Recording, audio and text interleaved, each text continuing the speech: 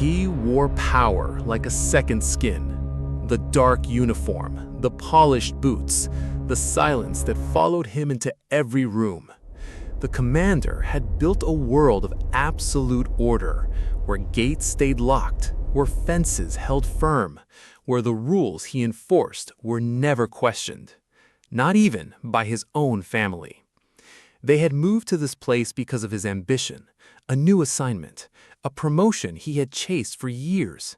His wife smiled through clenched teeth. His daughter barely spoke.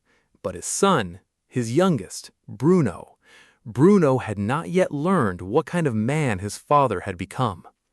9 years old, curious, alive in a way the commander had long forgotten how to be. While his father signed orders in a warm office, Bruno wandered, past the garden, past the vegetable patch, down the long hill, to the place his father had told him never to go, the fence. On the other side sat a boy, small, still, wearing pajamas with faded stripes. His name was Shmuel. He did not run. He did not speak at first. He simply looked, the way children look at each other before the world teaches them to be afraid. They began to meet every afternoon. Bruno brought food hidden in his pockets. Shmuel brought silence, and somehow that silence felt safer than anything Bruno had inside his own house. They talked about their lives through the wire, about fathers, about fear, about what the word home really means. Neither boy fully understood the fence between them, but someone did. The commander understood it perfectly. He had designed it. He had ordered it built. He had signed every paper that put those pajamas on Shmuel's body. And yet, when Bruno came home with dirt on his knees and light in his eyes, the commander never asked where he had been. He was too busy enforcing a world he believed in, too intoxicated by his own power, to notice the small cracks forming beneath his feet. Then came the day Bruno made a promise. Shmuel's father had disappeared inside the camp. Bruno swore he would help find him.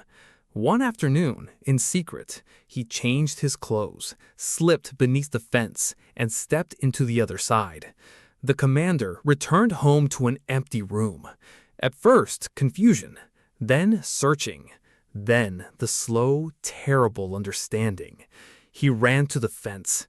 The rain had already come. It washed away the footprints in the mud, the way his system had always washed away names. He pressed his hands against the wire. He called his son's name into the gray air. No answer came.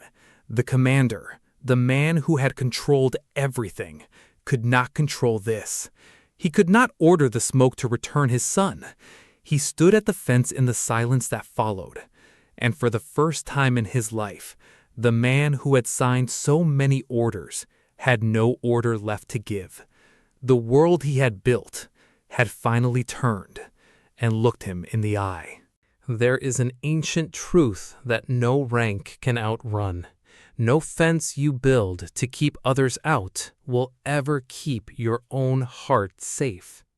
The commander believed he stood above the world he had created, above consequence, above grief, above the reach of what he had set in motion.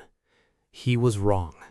History is full of men who built cages and never imagined they would one day weep beside them. What you construct in cruelty will one day close around the thing you love most, and on that day, there are no orders to give, no uniform to hide behind, no gate to lock, only the fence and the silence on the other side. Plant justice, or the harvest will find you.